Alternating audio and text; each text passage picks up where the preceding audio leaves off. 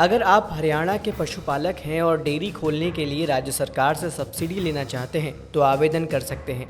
आवेदन करते समय कुछ दस्तावेज़ों की ज़रूरत होगी, जिनमें डेयरी सब्सिडी के लिए आवेदन फॉर्म, आवेदक का समझौता विलेख, शपथ पत्र, आयु प्रमाण पत्र, Aadhaar card, PAN card, 2 passport size photo और सरपंच पटवारी की रिपोर्ट शामिल है।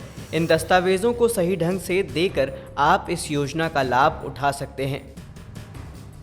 यूपी सरकार नंदिनी कृषक समृद्धि योजना के तहत किसानों को डेयरी खोलने के लिए 3 लाख रुपए तक की सब्सिडी दे रही है। ये योजना किसानों की आय बढ़ाने और उन्हें पशुपालन के लिए प्रोत्साहित करने के मकसद से लागू की गई है। इस योजना के माध्यम से किसान अपनी आय को दुगुना कर सकते हैं और राज्य में दुग्ध उत्पादन को बढ़ावा दे सकते हैं। नंदिनी समृद्धि योजना के तहत किसान 25 दुधारू गायों की एक इकाई की स्थापना पर 50% सब्सिडी प्राप्त कर सकते हैं।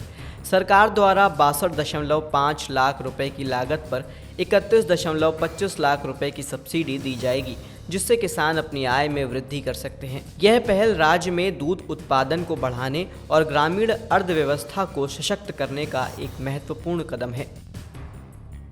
कपास की फसल में मिलीबग और जैसिड जैसे चूसने वाले कीट पत्तियों और पौधों से रस चूसकर उन्हें बौना और कमज़ोर बना देते हैं। इनके हमले से पौधों में टिंडे कम और छोटे हो जाते हैं, जिससे उपज घट जाती है। इनकी रोकथाम के लिए प्रतिरोधी प्रजातियों की बुआई, नाइट्रोजन का नियंत्रित प्रयोग और विशेष कीटनाशकों का छिड़काव करना चाहिए। इसके साथ ही फसल की नियमित निगरानी और समय पर कार्रवाई ज़रूरी है, ताकि कीटों के प्रभाव को कम किया जा सके। सफ़ेद मक्खी कपास के पौधों पर हमला कर पत्तों में मरोड़िया रोग फैलाती है और प्रकाश संश्लेषण प्रक्रिया को बाधित करती है। इसके कारण पौधों की वृद्धि रुक जाती है और इसकी पत्तियां काली फफूंद से ढक जाती हैं। इससे बचाव के लिए खेत को खरपतवार मुक्त रखना, समय पर बुआई और परजीवियों का संरक्षण करना ज़रूरी है। साथ ही सफ़ेद मक्खी के प्रकोप का प्रारंभिक चरण में ही पता लगाकर सही कीटनाशकों का प्रयोग करना चाहिए।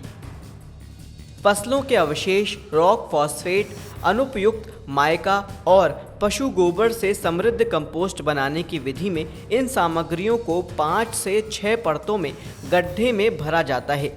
नियमित रूप से नमी बनाए रखने और हर महीने पलटने से 4 महीनों में उच्च गुणवत्ता वाली कंपोस्ट तैयार हो जाती है, जो कृषि में उपयोगी होती है। उत्तराखंड और पूर्वी उत्तर प्रदेश में मौसम विभाग ने हल्की से मध्यम बारिश का अनुमान जताया है।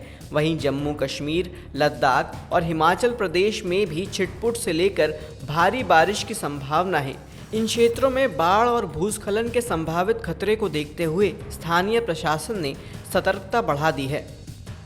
मध्य प्रदेश, विदर्भ, छत्तीसगढ़ और गुजरात में 20 से 25 अगस्त के दौरान भारी बारिश की संभावना है।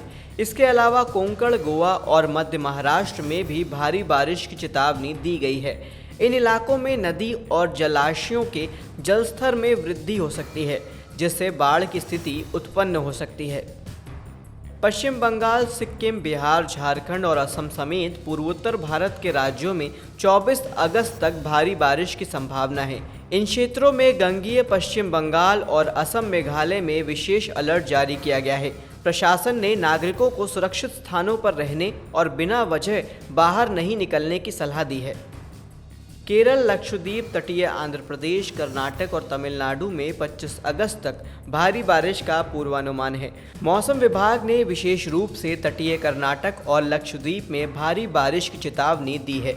इन क्षेत्रों में समुद्र में ऊंची लहरें उठने की आशंका के चलते मछुआरों को समुद्र में ना जाने की सलाह दी गई है।